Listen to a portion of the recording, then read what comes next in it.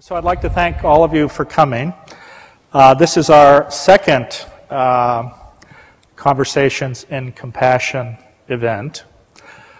For some of you who don't know, my name is Jim Doty. I'm the founder and director of the Center for Compassion and Altruism Research and Education, which is a center within the Stanford Institute of Neuroinnovation and Translational Neurosciences, whose mission is to look at and examine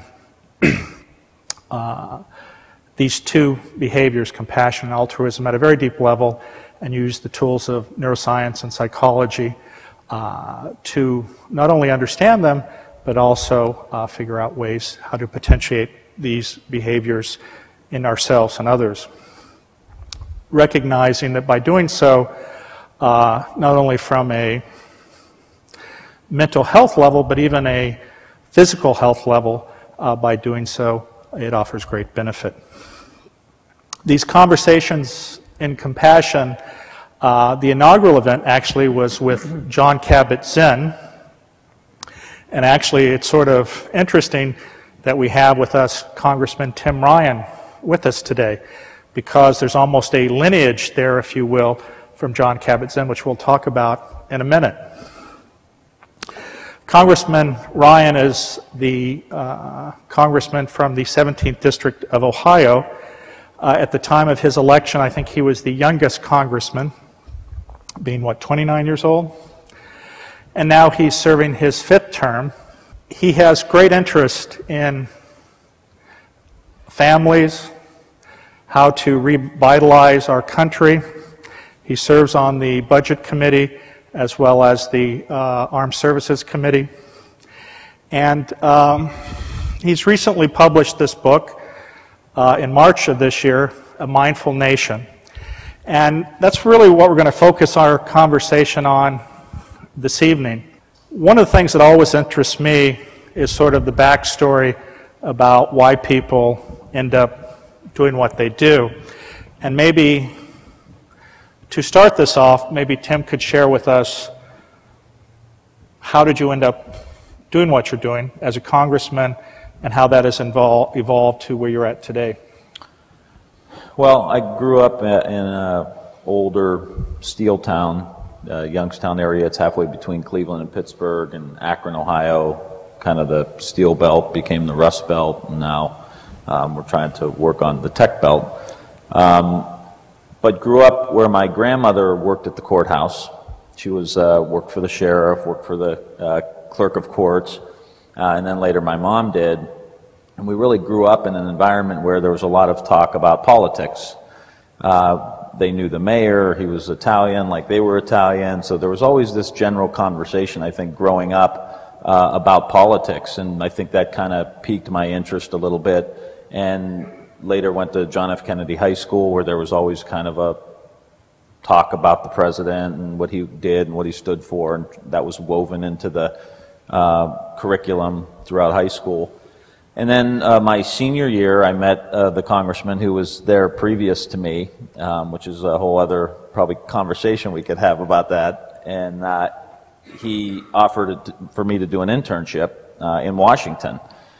And I didn't think much of it, and then I got a scholarship to play football at Youngstown State University, and started playing football, and then blew my knee out, and was kind of having one of those moments where you have to reorient your whole life because you thought you were going down one path. And I said, well, let me, I really like this guy, let me go to Washington. And I went to Washington, basically caught the political bug, ended up working for him for a couple years, went to law school, ran a campaign up in New Hampshire for a state senator, when New Hampshire's got a lot of political depth to it as well, and a lot of interest there. And ended up going to law school, and came home my last year of law school, and did an externship at a law firm, and did a semester at the University of Akron, and ran for the state senate. And figured I was young, had nothing to lose. I was 26 years old, I think, and it was one of those areas where no one was really doing anything and all the young people were leaving. All my friends had left, and I thought, it's pretty cocky to say, but I said, I can't do any worse than any of these guys. because they were just basically running for the job because it was the best paying job in the area and they didn't have to work very much. And once you got in, it was just a lot of inertia and you could never get anyone out. But this particular race, the guy who was in there were term limits. So he had to leave. And I said, you know, what the hell? And I ran and I won. And a year later, there was redistricting and they put a new district together.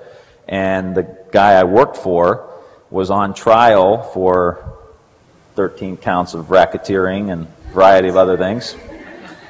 And so I ended up running for Congress again in a huge crowded primary field and ended up winning that and went to Congress. And it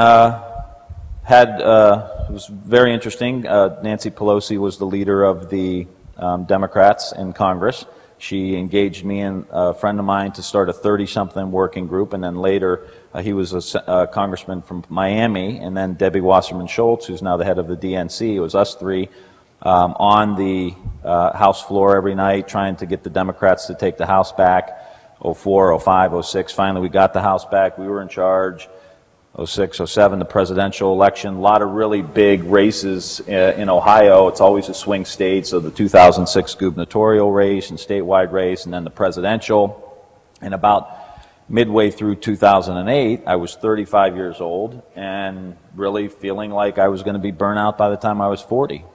And had meditated on and off during my life. My Italian grandparents and my mother prayed the rosary a lot growing up. There was always that dimension of growing up, going to Catholic school. Later had a priest teach me centering prayer.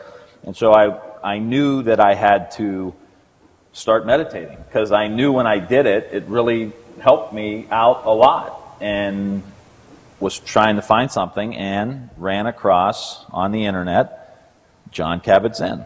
Was doing a retreat 2 days after the November election in 2008. And I knew his name because he sent his book, Coming to Our Senses, to every single member of Congress. And Tim was the only one who read the book. Right. I remind John of that. But it just goes to show how you can plant seeds and you never know quite what will happen. But went to the retreat, and that was the beginning of the next phase of the mindfulness in my life and how it affected me in such a positive way, and that I wanted to share it. Yeah, I think for those of you who haven't read the book, in some ways I think it was John who sort of began you on a quest where you went around and talked to a number of the people who've done the seminal research in this area, and that further enlightened you. Yeah. And maybe you can give us some of the examples of people who you met and how that affected you. Yeah, it was really interesting. After the retreat, well, during the retreat, you know, he would slowly walk you into more and more silence. And, you know, he starts with the raisin, and you got to put this little raisin, you got to stare at it and look at it. You know, I'd take the raisin box, rip it open, and dump it all in my mouth. And here I was, sitting here looking at a raisin thinking, what in the hell am I doing here? Maybe I can still get my money back. But I was, you know, sitting there looking at the raisin, and you put it up your mouth, and your mouth starts to water, and he makes the point that the raisin's not in your mouth, but yet your body is getting prepared. So there's this mind-body connection, and then goes on sitting meditation, walking meditation, and then slowly walking you more and more into silence to where in the middle of the retreat, there's 36 hours of silence. You're not talking to anybody. You're not allowed to read or write or journal. No Blackberries. You got to check them all at the door. And it was really something. So this is almost the antithesis of being a politician. Yeah. Well, it's almost the antithesis of being an American, you know. Because we're all in the same boat. And people say, oh, how do you do this? I'm like, we're all busy. We're all in which is why I wrote the book. It's not just politicians, it's everybody. We're all going so quickly. And so in the middle of that 36-hour period, just had a really great experience of my body relaxing and to the present moment, and my mind relaxing into the present moment, and a really high level of focus and awareness in that moment. And you could hear the brook, you could hear the, you know, you could see the snow falling, and you could see your breath because it was cold outside in November. And it immediately reminded me of playing sports, those few moments where you're in the zone. Your mind and your body are in the same place, and they're in the present moment. And there's just a level of awareness there that you experience sometimes when you play sports. And it really hit me that you can actually train your mind to be in the present moment. You know, why don't they teach this in schools? Why don't they teach this in our healthcare system? Because we have so much sickness that is caused by stress. It could really be a money saver in the long run. Why aren't we teaching this to our veterans who are coming back so wounded in so many different ways with so much trauma? And so when the retreat was over, I went up to John, and after he said, "What the hell's a congressman doing at my retreat?" he basically said, "You need to come see me." And I flew to Boston a couple weeks after that, and he sent me on a journey of people to go and meet that are doing work in this field. And he said, there are people doing work, not nearly enough. We need to ramp it up. We've got a lot more work to do, but you need to go meet Richie Davidson at the University of Wisconsin. And that was my first trip, and it was on Super Bowl Sunday. Now, I was a quarterback in Ohio that loved football, and I'm flying to Wisconsin on Super Bowl Sunday. I mean, that's the kind of effect this has had on me. Yeah. But I teased my friends at home. The Steelers were playing in the Super Bowl, so I really didn't care what was happening, you know. And met Richie and Emma and others at the lab and saw the work that they were doing. And then talked to Linda Lantieri, who was doing a lot of social and emotional learning programs and mindfulness programs in the schools. And went to see Saki Santorelli at the University of Massachusetts for the Center for Mindfulness. And he just kept, and the network just started going. And was so inspired by all of these people and all of the work that they were doing. I said, I got to write a book. I got to get this message out. You know, once you taste that level of silence and your mind quieting down, and you say, wow, I can train myself to be in the zone. Not all the time, you know, because you still daydream and forget your keys and stub your toe and all kinds of stuff. But you can really train your mind. I thought, this has got to get out there. This is so common sense. And I may just be the guy to do it because I'm an Irish, Italian, Catholic congressman from Ohio. You know, I'm not from Berkeley. I'm not from New York City. What does that mean, Tim? Well, you know. I'm not perceived as being someone from outside of the mainstream by most of the country, and certainly value everything that comes from those places. But for the average person, I wanted this to be a book that was just broke this down, demystified it, and said, no, this is common sense. Well, I think what happens is that for a certain part of the population, when you talk about mindfulness, either people start heading off into thinking that you're trying to promote some religious conversation, and I think you talk about that in the book, where you know, mindfulness, especially how I think it's practiced now in the West, and certainly how it's been promoted by Jon Kabat-Zinn, is a secularized mind training exercise. Right. It's a mental discipline, and as people say a lot, well, you're a congressman, and this is so courageous. You're going out and promoting this, and wow. I was like, I'm talking about breathing. In, out, in, out, in, out, and maybe pay attention to it while it's happening. I'm not out on a limb here, you know. And when you talk about religions, make the point in the book that this can actually enhance your participation in, if you're Catholic, in the Mass, because you'll actually be at the Mass, paying attention to what's happening. Or when your pastor is preaching, you'll be paying attention, or any of the rituals that you're participating in. And I love the episode of The Simpsons where Homer Simpson is in the church, and he has his headphones on, and he's listening to the football game. And so at one point the church gets completely quiet, and at the same time his team that he's rooting for is running for a touchdown. So Homer Simpson jumps out in the middle of this quiet church and starts screaming, yeah, you know, my team's running for a touchdown. And the question is, are you at church or are you watching the football game? Or listening to the football game? And mindfulness is an opportunity for you to be at whatever religious event you may be at. So it can actually deepen your religious practice if that's what you want. I mean, I think that's absolutely true. It's sort of extraordinary, isn't it, that if we look at how we've evolved from, depending on if you believe in evolution, but let's pretend for a moment we do.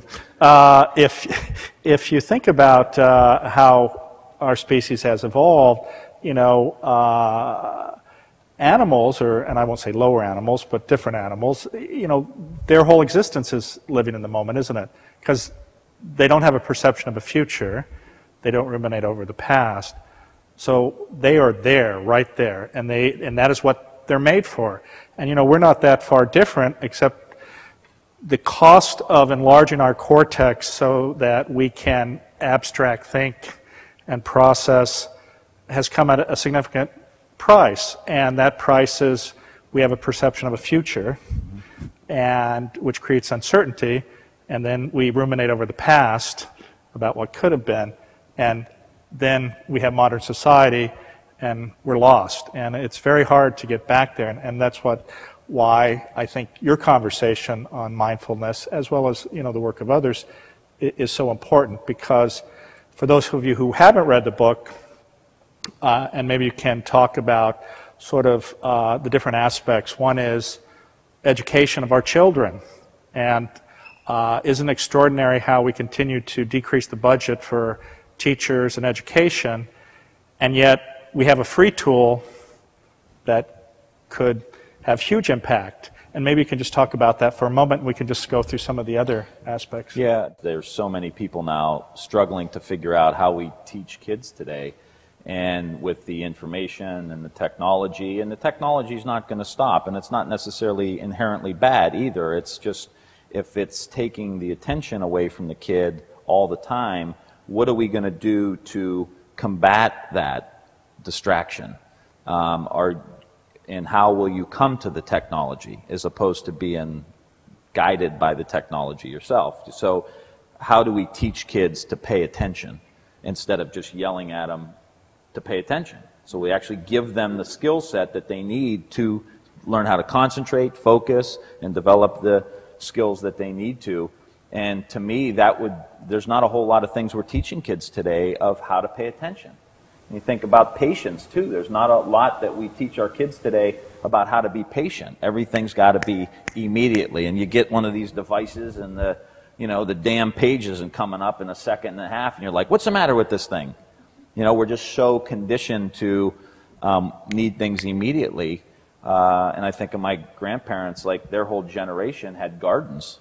You know, you plant the seed in the spring, you know, you get the tomatoes in the summer, you know, or you plant the garlic in the fall, and you get it. And you're enjoying the process. Enjoy the process. And there is a process, and you understand that there is a process of these things. There's not immediate gratification. There's not immediate results to decisions that you make.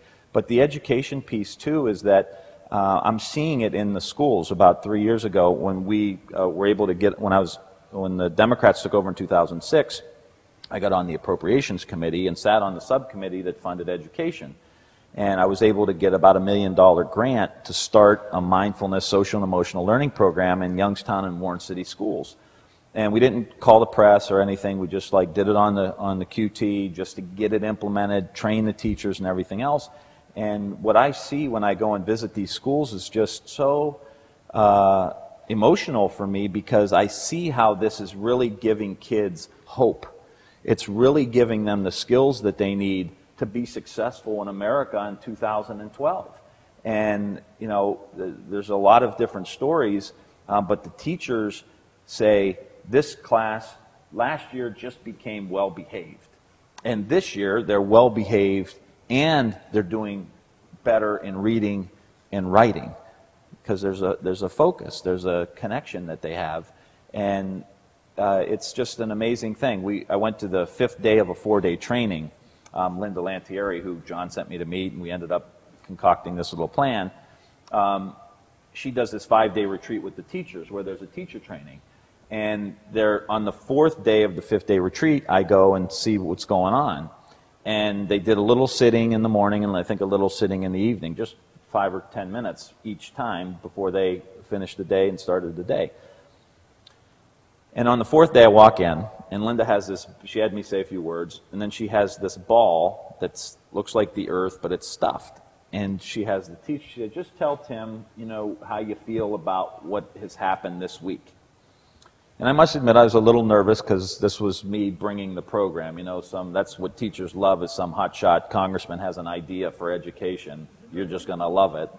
And so she's throwing a ball to the teachers, and one stood up and said, you know, I've been waiting for this for 30 years.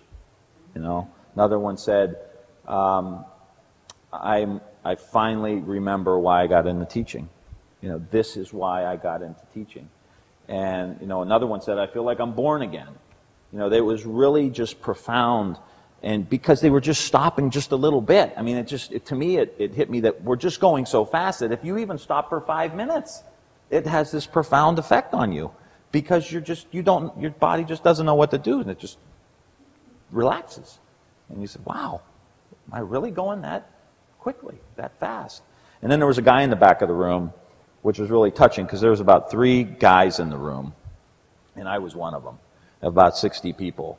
And she threw the earth to him, and he said, you know, this has been great. And I was at my daughter's soccer game last night, and I was actually at my daughter's soccer game last night. He said, I just watched her. I just watched her run. And she was, I don't know how old, 12, 13 or whatever. And he said, she's not going to be this old for very long. And I was so glad that I was actually paying attention to her. And the sky was blue and the grass was green. It was like out of the movies, you know. And it was just so touching that this is what mindfulness does. What else is there than that? That's what you remember in your final days. I remember my daughter when she was 13 and playing soccer. It's like, well, be there for it. And if this can help, it's my little contribution. Maybe you can comment, and we've had conversations within our group here at Stanford, and in fact, it's what's led us to create this compassion cultivation training, which is a mindfulness practice that is also very much oriented towards the cultivation of compassion. But maybe you can tell us how you perceive mindfulness has an impact on compassion or caring about others, and recognizing that others are suffering and that you yourself are suffering. Well, the basic reason in my mind is that you actually slow down enough to pay attention to someone else other than yourself. And you actually, when your stress levels are up, you know, you're short with somebody on the phone. Yeah. Oh, yeah. Okay, bye. That sounds like a conversation I had with my wife today. Exactly. But then I heard it just hung up. Mothers take the brunt of that too.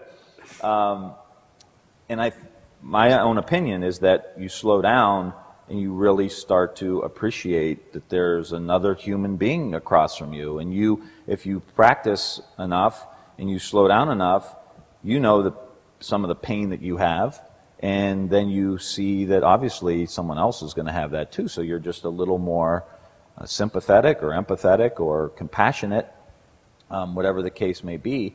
And these programs, the school program too, teaches a lot of this stuff. There's a great little exercise they do in, I can't remember what grade it is, first kindergarten. They read the book Stella Luna, which is a book about a bat that loses his family and grows up and thinks he's a bird because the birds raised him.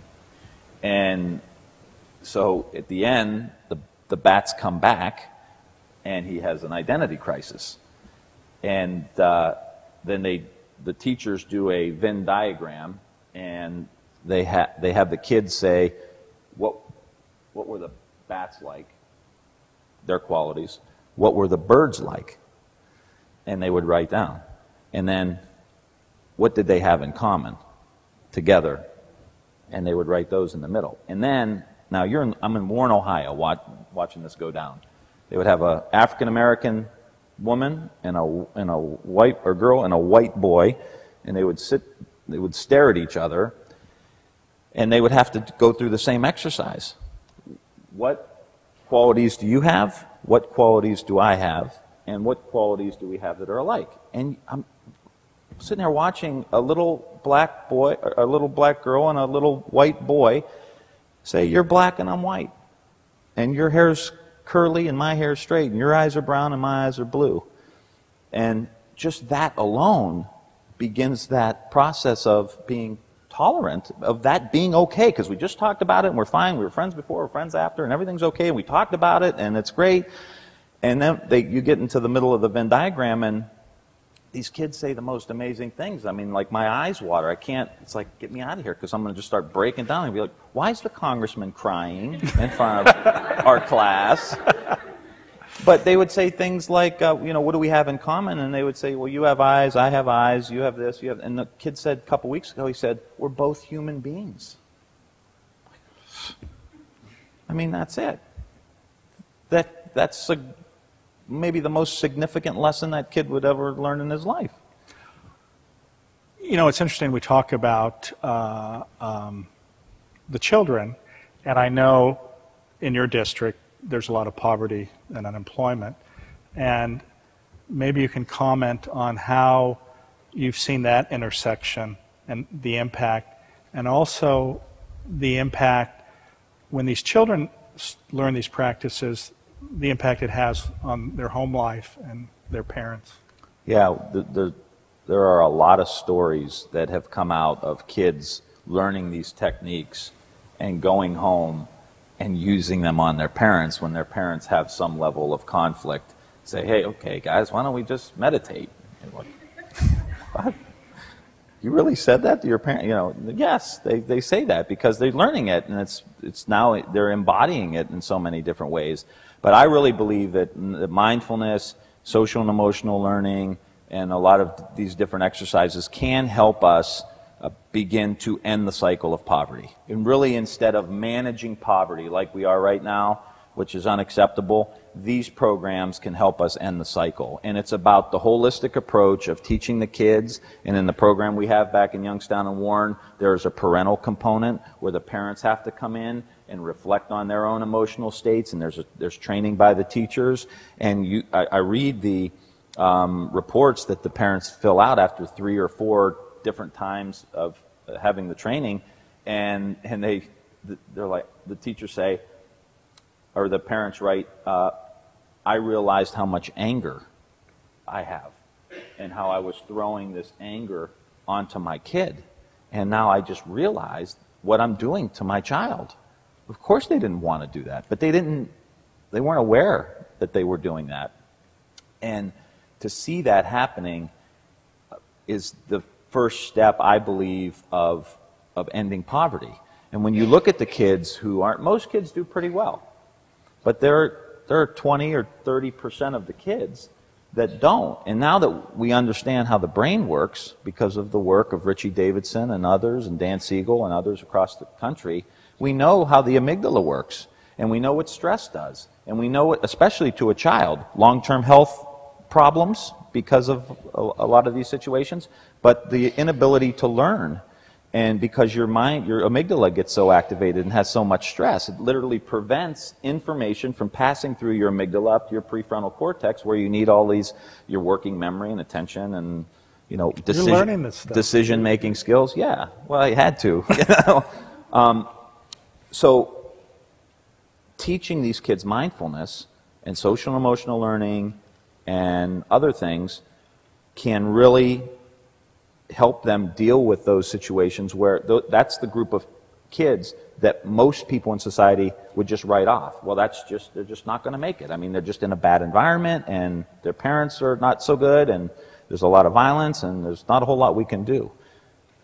You know, there are other programs that you need cops on the street, you need health care, you need child care, you need, other things too. But this can be a significant life skill that you can teach this kid, and they're learning it. You see it. You see it every day. Well, what is, I think, amazing is there is a perception by some people that parents of these children, people who've grown up in poverty, somehow don't care about their children. Right. But in fact, it's a complete misperception. These are people who've grown up in bad situations or dysfunctional environments, and they've never learned the tools of how to cope. Right. And then unfortunately this gets transferred to their children. But, you know, I was involved in a program in New Orleans following Hurricane Katrina with people of poverty, and they had set up a charter school system. And when you actually sit down and, again, actually talk to people, live in the moment, treat them with dignity like human beings, every one of these parents are concerned about their children. And it's just somehow we don't think they care. They care an extraordinary amount. And I'm sure within your own district where you see people struggling or, you know, there have been these cycles of poverty, I don't think there's a single person who ever says, geez, I don't care about my children. They care greatly. They just don't have the tools or the resources to help themselves. And, right. and I think that's what's really exciting about your book and mindfulness is that this is a very low-cost, cost-effective way to change people's lives. Right. And to some, we have to make the economic argument of economic competitiveness that, you know, we have 300+ million people in our country, and we're competing against China and India and really the globe. And we have to have everyone on the field playing for us and contributing to the economic dynamism in America. And to say, well, 20 or 30% of the kids aren't going to be able to make it, to me, is unacceptable.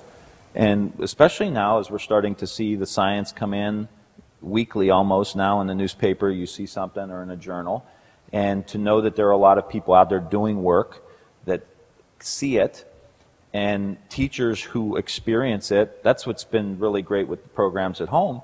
Now the teachers are selling it. Now it's not me, it's them, and I'm out. And it's like the news wants to do a story, you know, talk to the teacher, because the teacher will then sell the program. And they say things like I told you about the kids' performance and behavior. And one of the principals said, you know, we used to worry about the kindergarten. Now we don't even worry about them anymore, because they did kindergarten and then kindergarten, first grade, and so slowly built the program. We said, we feel bad because we don't talk about the kindergarten anymore because they're so well behaved and there's no problems. So to me, it's doable, and there's enough people out there now to spread the word, and I hope the book is an opportunity to say, yes, keep talking about it, let's keep ramping this thing up here. And that's how you end poverty, to me, is give these kids the skills that they need to go out and compete in the world. And you think about the technical knowledge that you really need today in your job. I mean, what's the technical knowledge you really need? 10%? 15? 20 maybe? But the other 75 to 80% is how you interact with somebody, how you solve a problem, how creative you are, how do you get along, do you listen, do you show up on time? I mean, all of these other things that are needed really to be successful. And I think mindfulness and paying attention is a real building block for that stuff that will all come next. One of the things in the book that I'd like you to comment on, obviously we're seeing with the involvement in multiple conflicts in other parts of the country, returning veterans who are having profound difficulty integrating back into society, record levels of depression, as you point out, a suicide a day. And what have you learned about that and your thoughts about that? Well, from the military side and the veteran side, it's something that's very, very, I think, is turning out to be a really huge black mark on our country, that we have these veterans coming back and killing themselves because of a job that the politicians sent them to do, and then to not be able to take care of them in the way they need to be taken care of, I think is really a black mark on our country right now. And I think it's part of the reason we feel so much anxiety in the country. It's not necessarily national news so much, but it's happening in every community around the country where someone has got killed either in action or since they've come back. And the thing that is really frustrating is that if you do get killed in Iraq or Afghanistan, you're on the front page of the paper, and there's a parade and colored pictures and 2 or 3 days worth of stories about your kids and your family and what you did in high school and all of this, which is exactly what should happen. The frustrating part is that if you come home 6 months later and you take your own life, you're in the obituary section with the rest of us. And I think that really contributes to kind of the funk that we feel right now in the country. And so to see programs that can build resiliency, like the MFIT program that Liz Stanley from Georgetown is running, where they're actually beginning to train Marines before they're deployed and start to study it, really helps. The studies are suggesting that it's really helping build resiliency up and their response and their ability to deal with very complicated situations, which could save a lot of heartache if they're better able to manage their emotions. And then programs like Project Welcome Home Troops that Emma was running in Wisconsin, and other programs for when they get back to really help these soldiers deal with some of the real trauma that they're facing. It's exciting to me that they're finally starting to get out there more, and we're actually trying to raise some money to bring Project Welcome Home Troops to Ohio and try to get 50 or 100 of these soldiers through the program to help recalibrate their nervous system when they come back. You know, it's interesting. We've developed here at Stanford with input from actually Jinpa Thupten, who has been His Holiness's translator, who I think you know for the last 25 years, and a Buddhist monk, and also has a PhD from Cambridge in religious studies, in conjunction with a number of psychologists and neuroscientists, but a compassion cultivation training, which is now actually quite organized. And we've been, for the last several months, actually involved with training veterans in this course. And it's really just been extraordinary to see the transformation of these individuals. And they're so appreciative because, again, you know, it's almost like the hit and wounded in the sense that some of them may not have an obvious external injury, but they have an internal injury. And for us, seeing the results of this program really has just been quite amazing. And actually, just this morning, we actually met with a large number of caregivers about promoting this program that we've developed among the veterans, and they've just been stunned with how they've responded. And you know, it's interesting, again, when you give people tools that sort of, in some ways, get them outside of themselves in the sense of either ruminating about the pain that they're experiencing, but also giving them a way out and tools that create resistance through a mindfulness-based practice. It's really, it's just, again, it brings tears to your You're eyes. giving them, I mean, that's on the Project Welcome Home Troops on the front page of the website, or one page.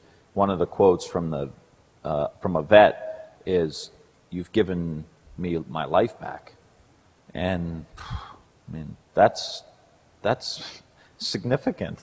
That's really cool, you know. Because you hear the stories a lot of parents who pick their sons or daughters up at the airport when they're coming back from serving the country, and they say that my son's a shell. It's hollow. It's not my son. It's not the kid that left.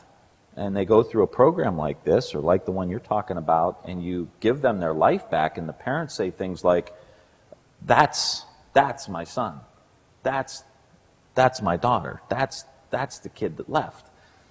And we are starting to see these real transformational changes, and so we've got to ramp it up. And part of a mindful nation is about, we don't have any more time to wait. What we're doing now is not working. Okay, let's try something else and not be so afraid of trying something. And we've got to get back to the Roosevelt mentality of during the Depression. Well, try this. If it doesn't work, fine. You know, we need an electorate of people who will say, okay, I'm okay with that. I'm not going to agree with you 100% of the time. Try this. If it works, I'll say you were right and I was wrong. And if it doesn't work, you know, I'll say you were wrong and I was right, but then we'll both go on to the next thing. I mean, we've got to, with the way the science is moving and the staggering challenges that we have today, we have got to show some leadership, you know, and we've got to try new things. And there's more science behind mindfulness, and I realize that more needs to come, and we need to really ramp up the studying and the programming and all of these things to continue to promote this. But there is more science behind this than a lot of the other programs that I support and talk about and promote and try to put more money in the budget for.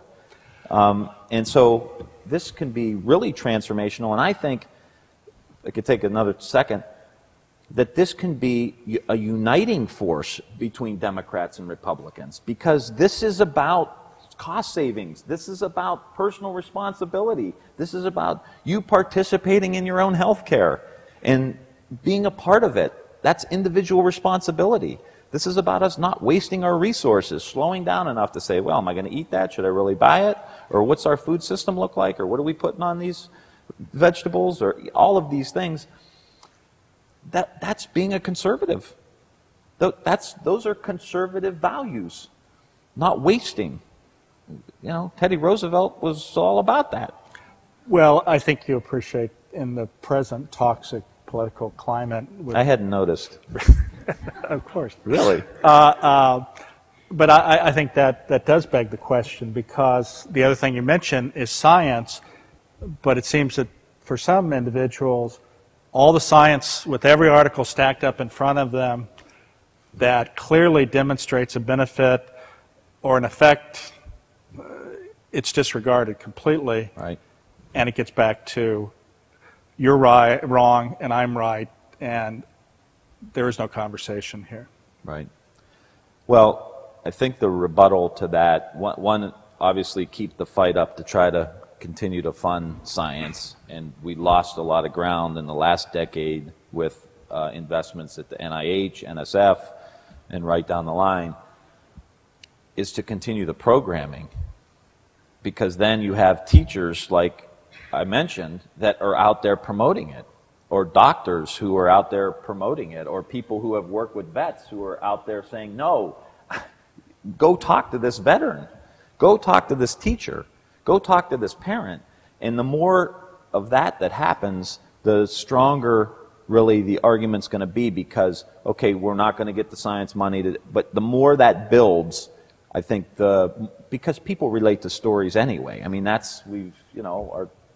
we're storytellers. It's been oral history for most of the time, you know. So these stories that can get told can be very, very powerful in moving the needle for us to then say, okay, let's really study it. Is this the best way? Is it meditating 10 minutes a day, or is it 15, or is it 17? Like, where do we need to be in this particular program for vets, or this program for kids, or how early can we start, or is it this type of breathing or that type of breathing?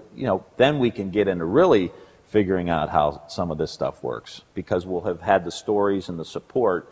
And that, as a politician, is, I think, really important, because, and the economy is a good example of, like, okay, people are going to vote for this candidate or that candidate. Well, if it's the incumbent, how's the economy doing? How do people feel? Do they feel like things are changing? They're going to vote for Obama. Do they not feel like things are changing? Do they feel like things are worse? You know, how do they feel? They're not going to read an economics report and say, oh, well, it looks like this number is that number, and I'm going to vote for that. No. How do you feel?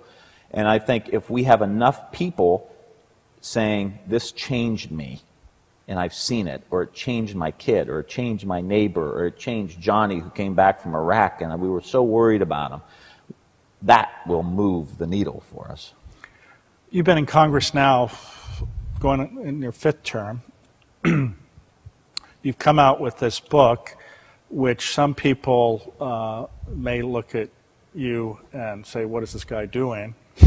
How have your interactions been with your fellow congressmen on both sides of the aisle in regard to the book? Or have they taken your book like they did with John Kabat-Zinn's, when he sent it to all the congressmen and you were the only one that Well, read we it. didn't even send it to him. So, you know, it's been interesting.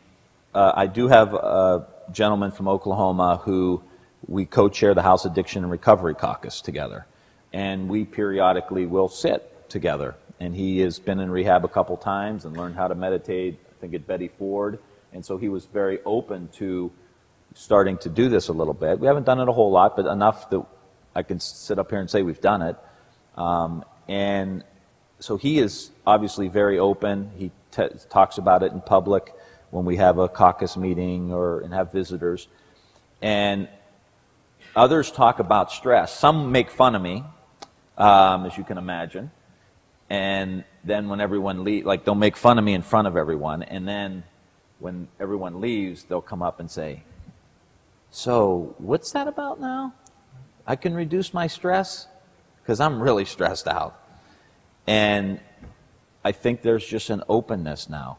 And that's what's really been heartening, not just about members of Congress, but about average folks who just you wouldn't consider, that are just really open to it. And a really interesting thing happened a couple days ago. I got a call from an old labor union friend of mine who's probably 70, 75 years old, helped me when I first started. And I didn't know, I had no clue what he wanted. Called him back, and he said, started talking about his daughter who had depression, and ended up getting some mindfulness training, and they were really worried about her, and she ended up like bouncing back and attributes it to the practice of mindfulness. And he called me up, and she wants me to sign her book and go and talk to her class and everything else. But now my point is that here's a 70-year-old labor leader from Youngstown, Ohio, who said, "You know your book about mindfulness?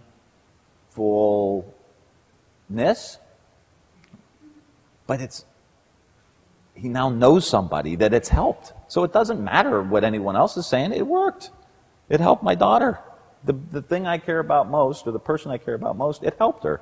I don't care what you call it. I don't care where it comes from. Just keep doing it." That's progress.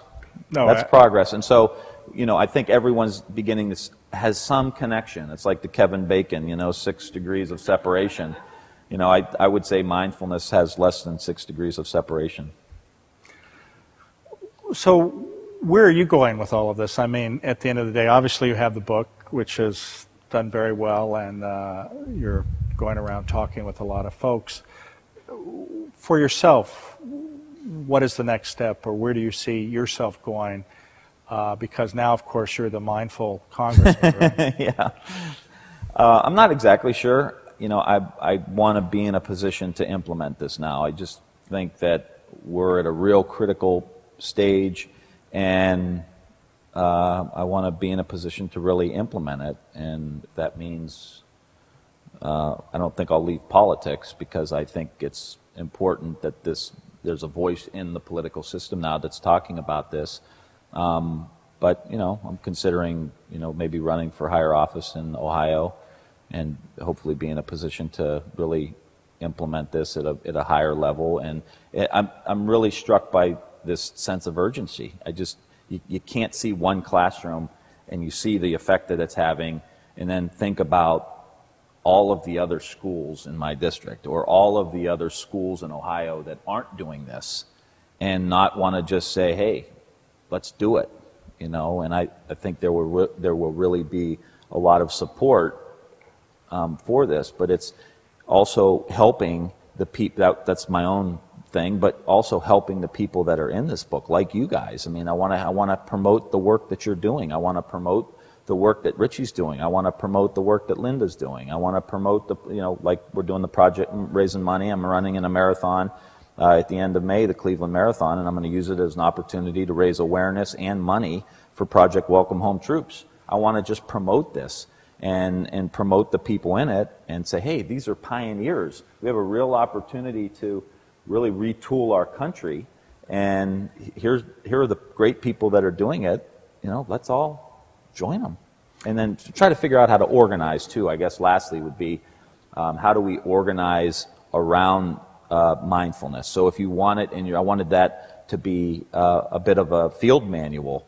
And in the end of every chapter, there's what you can do. And in the back, there's a big resource section. So if you hear about this book on TV and you're in Southern Ohio, you can go get the book, go to the resource section, find out what different school programs are doing, take the program, learn about it, and start asking your teacher, your friend who's on the board of school board, or your state rep, like, what are we doing in this state about social and emotional learning or mindfulness? Or can we start a program at the family support group for the local vets who are coming back, or the folks that are away? Like, what can you do? And that gets back to what mindfulness is. Mindfulness is about being where you are. Wherever you go, there you are. So wherever you are, and you're interested in this, start there. And it's not about necessarily changing the world now, but it's about wherever you are, find something, if you feel excited about it, and do it where you are and what's important to you. You know, I think you have to acknowledge that mindfulness is a wonderful thing, but maybe you can just comment on perhaps some pitfalls or some aspects of it that might actually offer some challenges. And one of the things I'm thinking of, and I think we talked about briefly before we started, is really all of the things we're talking about are, if you will, trying to figure out what the key is to open your mind and honestly your heart to help yourself and help others at the end of the day. But mindfulness practice, sometimes if you forget the component about the others, or I think recognizing our interdependence or looking at others, can sometimes be isolating. And we were talking about before where I've met individuals, and I think people, if you will, in this business or who interact with some of these programs, find people who they understand the part about improving focus, they understand the part about improving intention or attention, but they forget about the part about looking at other people. And sometimes it can be just as isolating and self-absorbing as not, where it's actually not helping anyone. And in fact, at the end of the day, it's probably not even helping themselves, at least in the context of developing your inner life and who you are, and recognizing, I think, that we're all connected. Right. It's not just about concentration and focus, although that is a benefit of it. But John Kabat-Zinn talks a lot about heartfulness, and that's what you're doing here. I mean, at Stanford, it's about the heart. And how do we align our minds, our brains, with our hearts? And mindfulness is about more than just your brain. It's about, your being and how you are. And I think there is a pitfall. And the other as far as promoting this, I think one of the issues is that it is something mystical. It's something out there when it's actually right here. And I wanted this book to be filled with examples of how commonplace it is and how it just is wherever you are. There's an opportunity. And I used the story of the great basketball coach John Wooden, who coached just down the road, and one of the winningest basketball coaches in the history of the NCAA. His first practice was not about offense or defense or X's and O's. It was about how to put on your socks. And he would sit down. You can imagine him with Lou Alcindor and Bill Walton and all of these people sitting down, this little guy sitting down to teach him how to put on their socks. And he'd sit down and show him, and you put your sock on, and you roll all the wrinkles out of the sock, and then you put your other sock on, you roll all the wrinkles out, and then you put your shoe on, lace it up properly. And his point was, if you don't put your sock on properly, you'll get a blister. And if you get a blister, you won't be performing at the level you need to be performing at. And then if you're not performing, then it'll hurt the team, and then we won't be as good as we possibly should be. So you need to put your sock on properly. That's mindfulness. When you're putting on your sock, you're putting on your sock. And try to, I think we have to try to break it down to, that's it. You know, when you're shooting a basketball, you're shooting a basketball. And that's why sports provide such a really good opportunity for examples, because whether you're a runner, or you do yoga, or you play golf, like, you know, your mind, when you're playing golf, could, I don't know if you play golf or not, but... I don't call it playing. Yeah, exactly. I mean, you're standing over a 15-foot putt thinking, man, I'm going to miss this. You know, that's not helpful.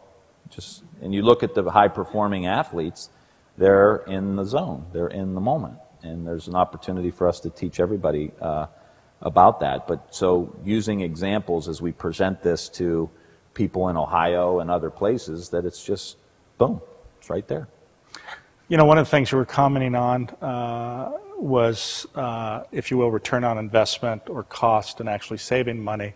Maybe you can comment just on the healthcare aspect, which we sort of peripherally alluded to. We talked about actually saving money in the education system. What are your thoughts on the healthcare system? The best example I like to use is a study John Kabat-Zinn and Richie Davidson did on psoriasis patients. And one of the treatments for psoriasis is to go into a light box and get treatments. So they did a study where one group just went into the light box and came out, and another group that went into the light box and actually practiced mindfulness while they were in the light box. And the results came back, and the group that practiced mindfulness needed 4 times less the treatments than the group that just went into the light box. And evidently John and Richie thought it was screwed up, so they must have messed something up. They did it again and got the same result, 4 times less the treatments. And basically saying that your body naturally wants to heal itself, but you inject a lot of stress that it starts to screw up the function of your body healing itself. And so as a legislator, you think, okay, how much is one treatment? And then times 4 times less. So what's that number? And then how many people in the country have psoriasis? And multiply it by that. Now you start to see some real significant savings, and that's just psoriasis. So part of what mindfulness is we talk a lot about prevention, and in the healthcare bill, we really promoted prevention, screenings and all of this, but it's still downstream. You know, you get screened and you have high blood pressure, you're just catching high blood pressure. What's causing the high blood pressure? And heart disease and ulcers and type 2 diabetes. What's really causing this? And let's go further upstream to say we're going to teach our doctors and our nurses in schools how to learn mindfulness themselves, and then how to teach it to their patients and their friends and whoever else will listen, so that we can go further upstream with our prevention and start managing stress at a better level and maybe bring down some of the prescription drug costs. So a doctor ideally would sit down with the patient and talk to them about what they're doing and what's causing their high blood pressure, and say, well, why don't you try practicing mindfulness? I'll teach you, and do it for 10, 15, 20 minutes a day. Do it for 2 weeks, then come back. And if you still have high blood pressure, then we'll talk about maybe giving you a prescription drug. But let's not just let that be the default position. Okay, here it is, see you later, good luck. And if we do that, we can begin, I think, to chip away at some of the healthcare costs that we have today. But of course, when you look at some of the lobbies, pharmaceutical industry, medical device industry, and it even goes back to the food industry, how do you overcome this incredible machine, if you will, which sells us something we don't need? And I think that's the challenge for all of us, is, as I think just in this conversation today, we have learned over thousands of years how to help ourselves, yet we don't listen to that. And this type of training offers every ability to sort of get you back into being connected with others, and if you will, get you back to your heart. Mm-hmm. And how do we overcome, though, this sort of big wave that's covering us of marketing and actually trying to get us not to do what, or not to use, if you will, the things that we already have and that are free? Well, I know it's an easy question. Yeah, so yeah. Well, a softball. I think there's a major industry that would benefit a great deal from this, and that's the health insurance companies. So they should see this, and we should present it to them as a real opportunity to save a lot of money for themselves, because it's cheap and it's easy to learn, and I think there is an opportunity. Now, the pharmaceutical industry may be a different story. And there will be people who will be against this for a variety of reasons. But if we begin to chip away and build alliances, I think over time, we've always achieved things in the United States that people said we could never achieve. And we tried to achieve universal health care for a long, long time, 100 years. It's been tried, and we finally did it. I mean, let's hope we keep it. But we were able to make that progress, and there were a lot of, going to the moon. I mean, our history is filled with examples of people saying, the United States is over and they can't do this or can't do that. I think we can do it. Well, Tim, I appreciate you being with us today and sharing some of your thoughts and the wonderful book. What we always have at the end of these, since now I say the end of these, there's only been one other, but we're going to make it a tradition, is to actually have questions from the audience. So anyone from the audience, if you'd like to ask a question, make it really hard and difficult. Okay, so. Hi, I'm Emily. I'm a fellow Catholic Ohioan. Thanks for being here. I work on a project here at Stanford called the Presence Project that's very focused sort of on in an age of digital distraction, how can we introduce opportunities for mindfulness among middle schoolers? And one thing we really go back and forth about is, can you use technology to solve a technology-based problem? And I'm really curious sort of if you have thoughts on meditation apps and sort of other ways that technology is being introduced to this space. Just would be curious to hear your thoughts on sort of whether it's possible for those two things to coexist in the classroom. My initial instinct is that there can be some positive use of technology to help focus, concentration, and maybe other things. I mean, I would rely on the neuroscientists to tell me how beneficial that is or at what level. But my instinct is also that there needs to be some downtime of actually doing the practice and away from technology. And I'm not sure how you would do creating more awareness and cultivating awareness through technology. Maybe there's some way that I don't know about. But I would think, like everything else, there would be some role for it, and we should find out how it would have positive benefits. But I also think there needs to be an actual practice of sitting and dealing with your own, because it's not just concentration, it's understanding your thoughts and understanding your emotions and being aware of what's coming up. And maybe there is an application, anger, and click anger and start to see how many other thoughts you're having and categorize them somehow. So I'm not sure, but there's a lot of people out there that I'm sure are looking at it, and I know there are neuroscientists looking at it now, and so I think there will be some application, but I think as long as there's the practice, the traditional practice, I think it could be very beneficial. Just to comment on one study that was recently published, it looked at teenage girls who were put under a stress, and then it measured their oxytocin levels, which, if you don't know, is what we call the love or bonding hormone. And so when the girls were stressed and they were given the opportunity to either speak directly face-to-face with their mother or talk on the phone to their mother, their oxytocin levels went up significantly. And when actually, though, they texted their mother to ask advice or to tell them how they felt, it didn't go above baseline. So, sometimes technology doesn't take the place of actually a human direct interaction.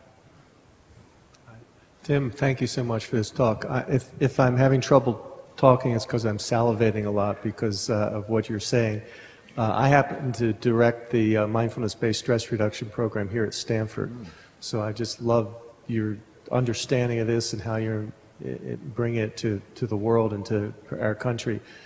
One of the things that I do in the class that it's become kind of my favorite class, actually, we did it last Tuesday night, is there's a documentary called Dhamma Brothers, which is about mindfulness 10-day retreat in prison in Alabama, of all places.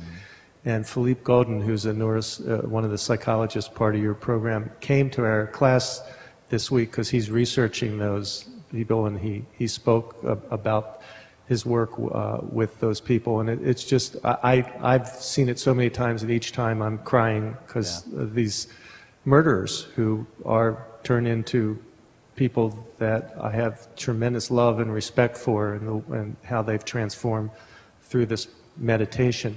So you know, and this is a program that could be so beneficial and helpful, and so it's just one area that I'd love to see expanded, and it came about by a psychologist who was moved by the training, and he put it in there. And one of the things I tell people is that you have individual knowledge to bring this into the world in some place, and that's, you know, what each of us can do.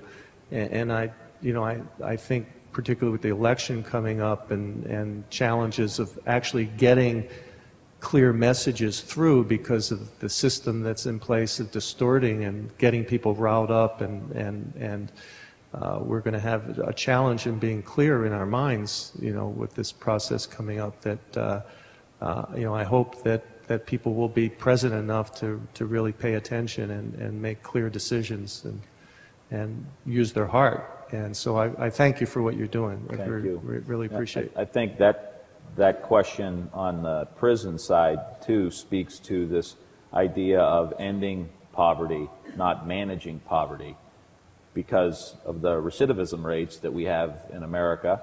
And if we have people in a prison or in a jail or even in a juvenile justice center, that is an opportunity, the way I see it. It's an opportunity for us to teach them the skills that they need, because more often than not, they probably did come out of that environment with violence, abuse, sexual, physical, emotional, mental, in their lives. And so now, again, we know how their brain works, and we probably understand better what had happened to them, and their grades probably weren't good, and they got disenchanted with school and went into the gang, and next thing you know, they're in one of these facilities. It's an opportunity for us to really change their behavior and to give them the skills that they need. And so I would say, one, that's an opportunity. Two, if you look at what happened with Dhamma Brothers, that program, a new governor came in and took the program out, and so it ended. And it speaks to the importance of politics and being organized and pushing an agenda and lobbying at the local level for your local state rep in Alabama, if need be, to get these programs promoted in the schools or in the prisons or in the VA or whatever the case may be. There's got to be a political component. There's got to be an organizational component, an organizing component. It can't be we're all going to sit on our cushion and the world's going to change all of a sudden, because that's not going to happen. There's got to be action. You look at what organized labor did for America in the 20th century. It's because they were organized, and wages were up, and a middle class, and here comes Social Security and Medicare and Medicaid and civil rights and the things, investments into our country, because we were organized and we set the agenda. And I think the same thing's got to happen now, because there are mindfulness people all over the country, and they're in positions of influence, and people respect them. Just to make two comments.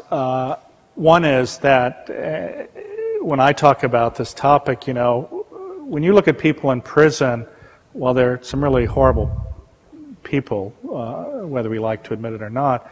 The fact of the matter is that our prisons are filled with people who are of color, of poverty, and throughout their lives, they have not been shown compassion or love.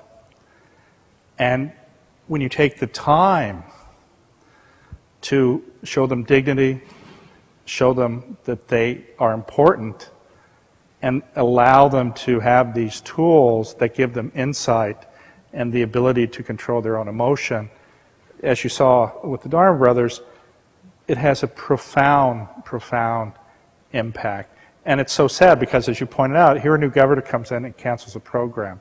And yet, a program like that, I believe, could have a huge, huge impact on recidivism rates. I mean, and again, it doesn't cost very much, which is extraordinary. Yes, sir.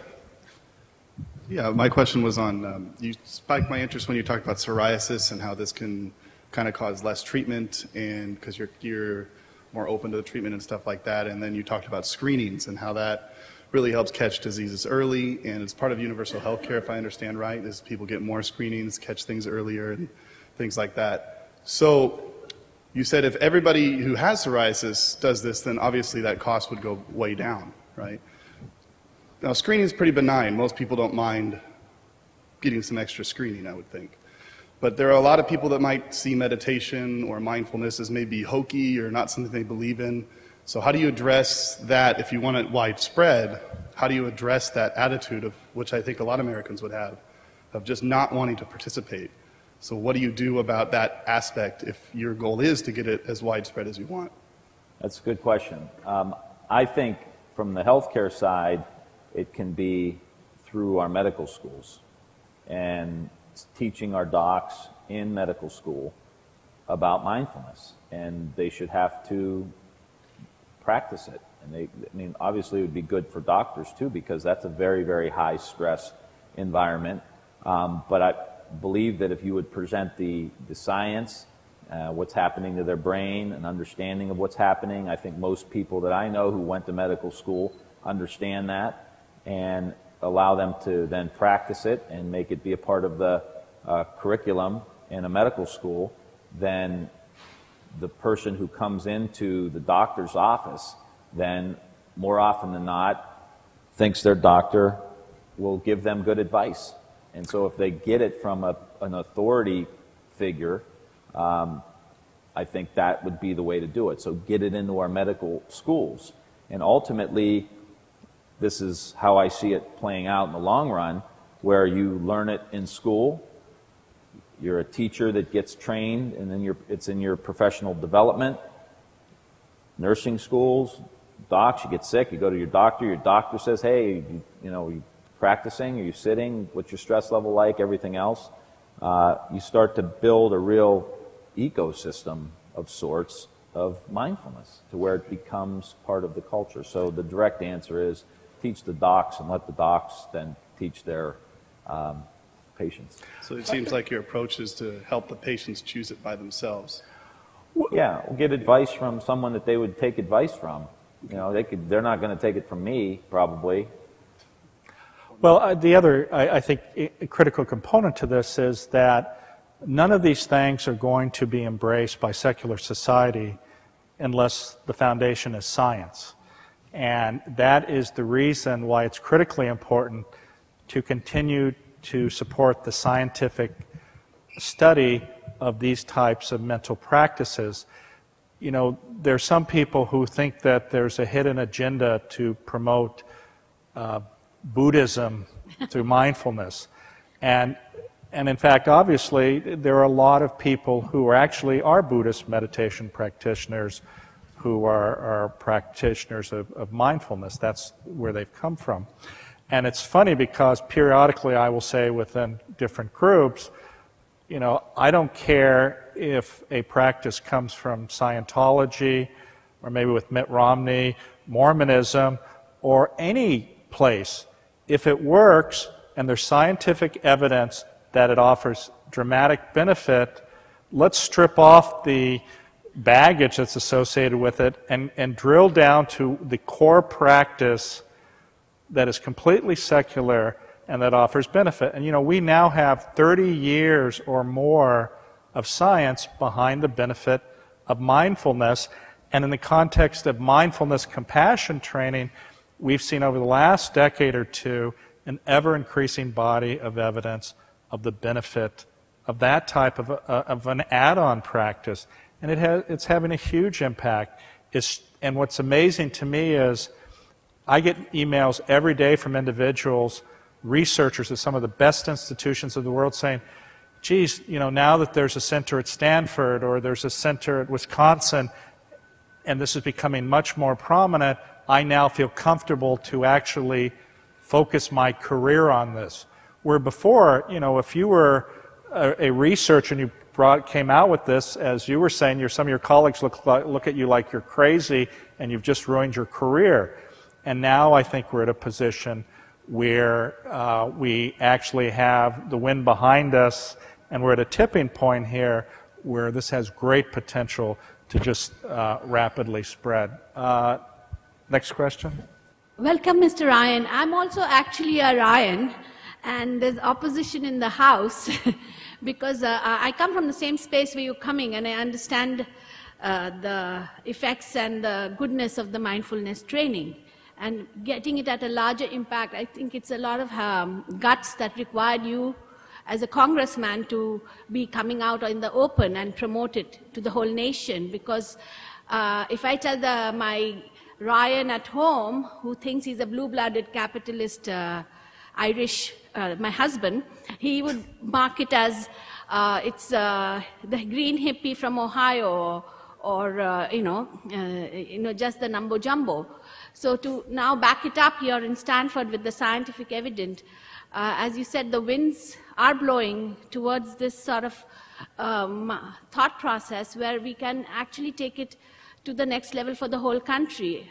And my heart really feels overwhelmed that it can be possible, because if we could eradicate smoking, we could eradicate a lot of other things, like now the obesity thing that Obama's promoting, and even introduce, yogic exercises. As he's rightfully put it, you're stripping off all the packaging of the religion thing and getting the effects. I think it'd be great for the country. Yeah. Thank you. Well, I thank all of you for being with us today on our second conversation on compassion. And it's really been a pleasure, Tim. Thank you so much. Thanks. Appreciate it. Thank you. And I want to endorse his book, which I'm sure he'll appreciate. Yes, you can get that on Amazon.com. And I want you all to move to Ohio and vote for him. All right. There you go. Thanks again. Thank you. Appreciate it.